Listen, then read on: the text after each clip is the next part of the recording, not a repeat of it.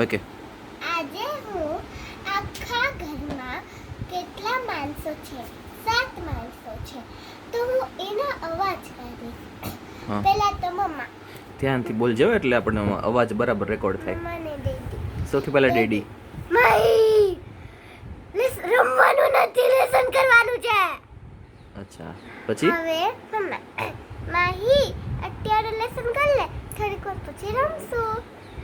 હવે કાકી માહી અત્યારે લેસન વાંચી લે થોડીક વાર પછી રમજે.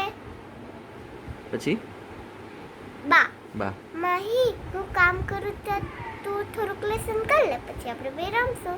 હવે દાદા માહી લેસન નથી કરવું રમીએ. હવે હવે કાકા. કાકા છે કાકા સામે છે તો કાકા જોશે. ના ભલે ને જોતા આવે જોવા દે ને. કાકા તમે જોવો કાકાનો અવાજ કેવો છે એ બોલશે હમણાં. બોલ તો માહી. બોલ તો. માહી લેસન કર રમવું નથી. પણ એમ નહીં. કાકા કે દી તને તું આ બધાયમાં લેસન કર એવું જ કામ બોલી?